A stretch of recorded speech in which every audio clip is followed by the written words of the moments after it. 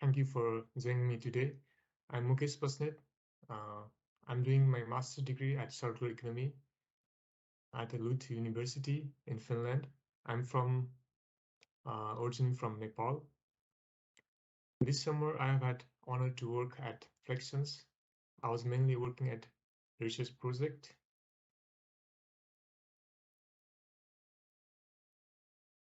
called RAScue project, and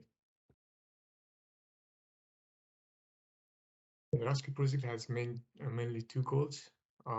First, a study on making a leading nutrient recovery system in recirculating aquaculture system um, more cost effective and energy efficient. And then second, a feasibility study on producing fertilizer from fish sludge. This is the main focus of my research, which has the primary aim to minimize eutrophication in the Baltic Sea by reducing nutrient leakage from all islands.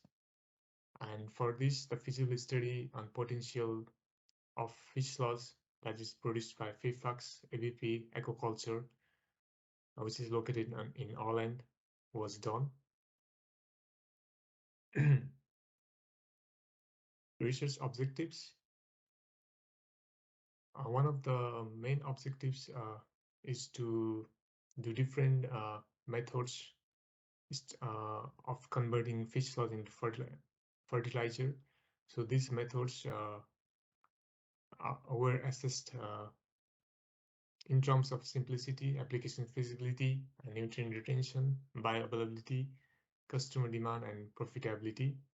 And further, the application of fish sludge fertilizer in different farmlands in Åland was done, and then replacement of current consumption of artificial fertilizer in Åland with the FIFAX fish sludge fertilizer was evaluated, and finally the decrease in nutrient leakage to the Baltic Sea by the replacement of artificial fertilizer by the FIFAX fish sludge organic fertilizer was estimated. And the methods mainly used for this research was literature review on waste categorization of fish sludge, as well as NPK content in the fish sludge and the different technologies available for the waste treatment for aquaculture was done, and the different methods that were studied are drying method, composting, aerobic treatment, anaerobic digestion, biological aerated filter, and biochar production. And further, the case study on the FIFAX RAS was done by the virtual tour, and as well as interviews with different stakeholders that is linked to this project were done. For example, CEO of Sinerigen Dipani AV from Åland, which is the waste management company based in Åland, and the CTO of FIFAX, as well as the crop and fruit growth advisors from Åland were interviewed, and also the agricultural inspectors from the government of Åland and the farmers from different areas of Åland were interviewed. I'll just go through the basic about eutrophication and the current scenario of eutrophication in the Baltic Sea. As I think most of us know that eutrophication is mainly caused by the excessive supply of nutrients, mainly nitrogen and phosphorus, into the water. And in the Baltic Sea from the year 1950s to the late 1980s, there was peak of nutrient load, as you can see in the in the in the picture, that the red color denotes the uh, eutrophied area of the Baltic area. Like according to the Helsinki Commission, about 97% of the Baltic Sea was assessed eutrophied between 2011 and 2016.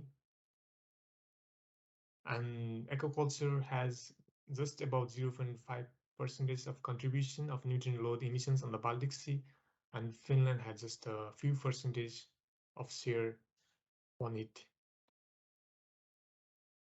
As this research is mainly focused on the Åland Islands, and just going through the basic introduction of Åland, which is the Swedish-speaking region of Finland, consisting 6,757 islands between Sweden and Finland, and it has land area of about 1,553 square kilometer. It has 16 municipalities, and the population is about 30,000. Shipping is the main economy-based economy of based economy of Åland Islands, and besides trade and tourism are also the contributor towards the economy of Åland. Worst characterization of fish sloths. So fish sloths mainly contains fishes and a small percentage of uneaten food particles, and also the small percentage of bacterial growth. This fish sloth is mainly organic in nature and highly rich in nutrients such as nitrogen, phosphorus, and also other macronutrients like calcium, sulfur. They are highly volatile in nature.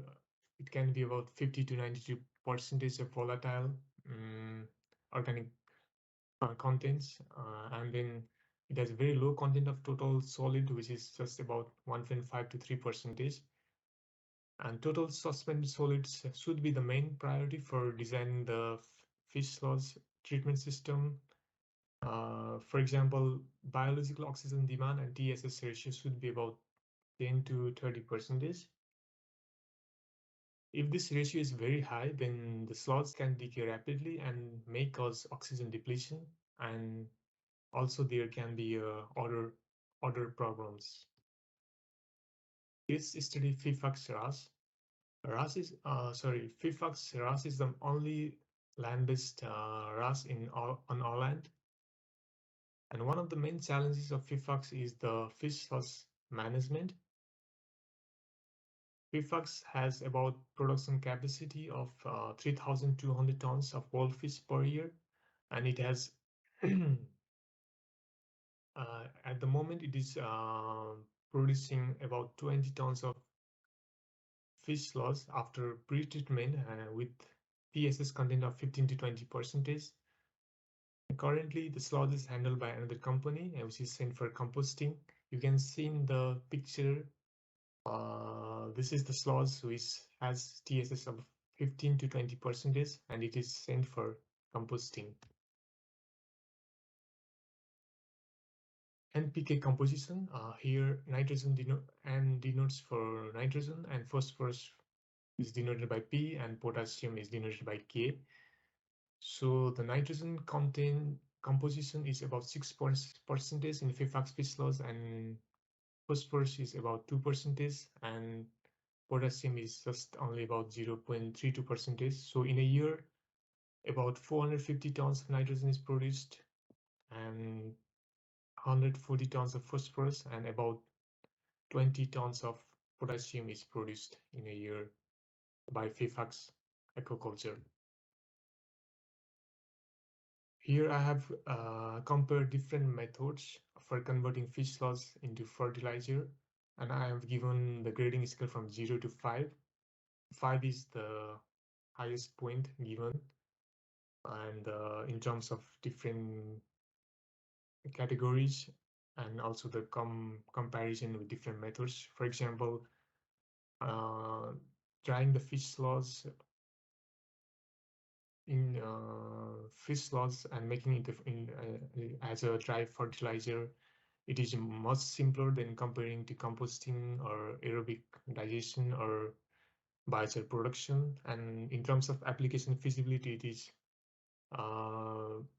very feasible to apply in the agricultural fields because there is already existing technologies to apply dry fertilizer in the fields. And then in terms of nutrient retention, it has very good amount of nitrogen, phosphorus, and potassium nutrient retention according to different literature studies. And also it is very highly soluble and bioavailable to the plants. And currently the farmers are using mainly artificial mineral fertilizer, which is in the dry form, and they are they have high demand of this kind of dry fertilizer.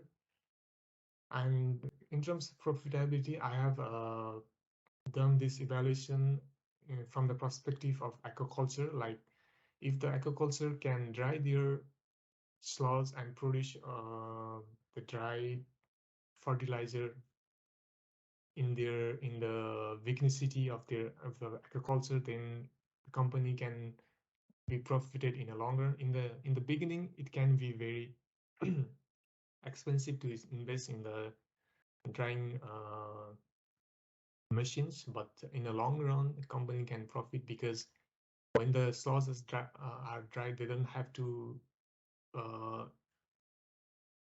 pay like a huge amount of money that is otherwise, like for example, at the moment, company need to pay for getting rid of the wet sludge, and they also have to pay large amount for transportation of that sludge. But if they are dried, then they don't have to pay that much amount, and also they can be profited by selling those produced dry fertilizer.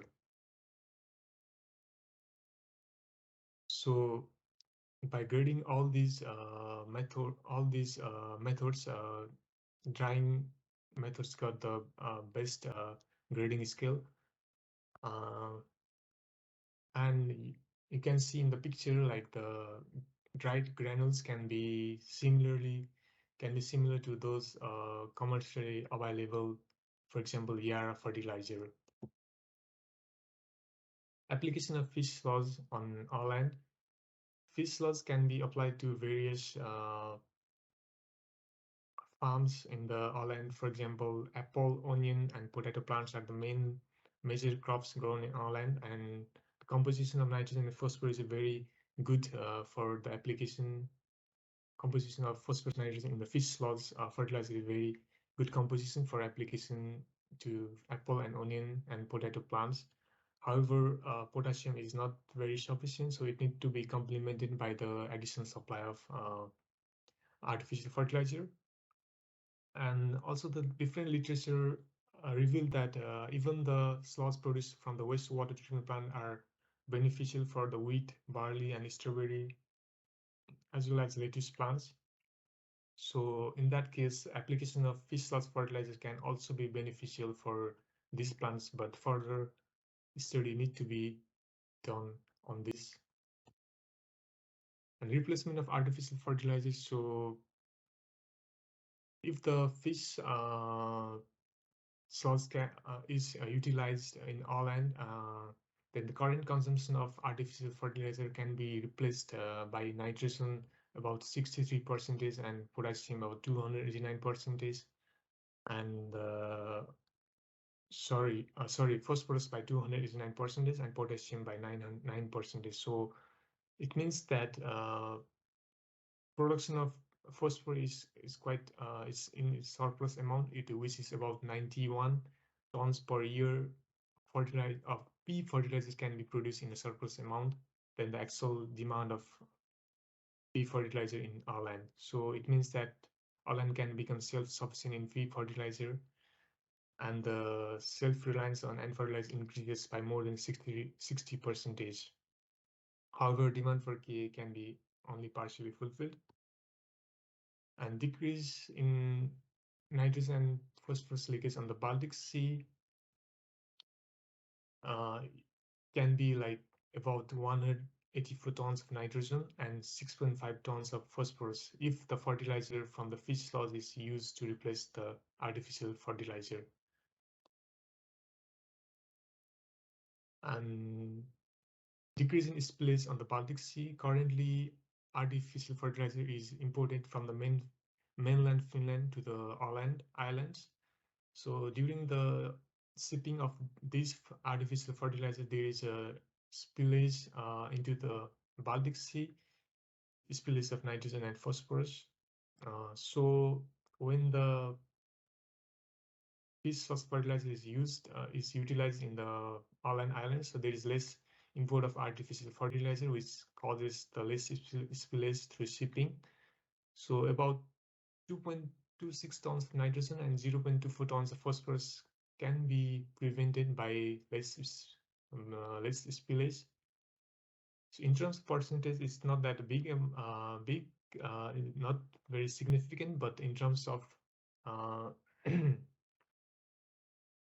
reduction in tons, it is quite significant. For example, reduction of 0.2 tons of phosphorus can reduce algae production in the Baltic Sea by about 240 tons. Conclusion from the findings, I came in the conclusion that FIFAX fish loss is rich in nutrients, primarily in nitrogen and phosphorus. However, nitrogen and potassium composition is not sufficient to meet the island's demand for fertilizers. And the NPK composition is appropriate for the majority crops grown on the islands. And among different methods, trying the fish sludge fertilizer in the granular form can be the best method that can be applied. And the replacement of artificial fertilizer can be done by 63% of nitrogen and about 289% is phosphorus and about 9% is potassium. And further, the decrease in nutrient leakage can be about 6% is nitrogen and 7% of phosphorus. Thank you for your attention.